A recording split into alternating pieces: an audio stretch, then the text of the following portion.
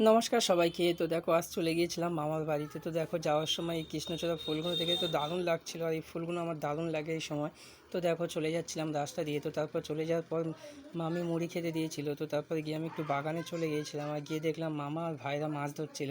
তো দেখো এখানে কত ছোটো ছোটো মাছ ধরেছিল, আর এখানে দেখো দুটো পাবদা মাছ পেয়েছিল, তো ভাই এনে দেখাচ্ছিল। তো তারপরে দেখো এই ফুলটাকে কি তোমরা কেউ চেনো? যদি চেনো তো অবশ্যই নামটা জানিও। তো তারপর দেখো এখানে আনারসগুলো একটু ভিডিও করে নিচ্ছিলাম, আর এখানে দেখো গাছে কত আম হয়েছে। তো আমার মামাদের এখানে অনেক অনেক রকমের গাছ আছে, আম গাছ, এত কত রকমের গাছ আছে, জাম, অনেক অনেক রকমের গাছ আছে। তো দেখো আমি একটু ভিডিও করে নিচ্ছিলাম আমগুলো, আর এই আমগুলো ভীষণই মিষ্টি। তো তারপর দেখো এখানে কলার একটা কাঁদি হয়েছে, আর এখানে একটা কলা হয়েও গিয়েছে কাঁদি পুরো সম্পূর্ণ। তো আমি একটু ভিডিও করে নিচ্ছিলাম দেখো, আর এগুলো একটু দারুণ লাগে। আর এখানে দেখো বাগানে কত বেগুন গাছে বেগুন ভর্তি হয়ে গিয়েছে, এই বেগুনগুলো এখানে অনেক রকমের চাষ করে আমার দিদিমারা। তো তারপর দেখো এখানে কড়াইয়ে গাছ চাষ করেছিল, তো কড়াই তোলা হচ্ছিল। আর এখানে দেখো আনারসটা আমি একটু ভিডিও করে নিলাম। তো তারপর দেখো এখানে কত ছোটো ছোটো ঢ্যাঁড়স গাছ বসিয়েছিল। তো এই গাছগুলো তারপর দেখো এখানে আরও কত আম গাছ ছিল পাড়ের এপারে পুকুরে। তো এই আমগুলো একটু ভিডিও করে নিলাম, মানে দিদিমাদের অনেক অনেক আম গাছ আছে।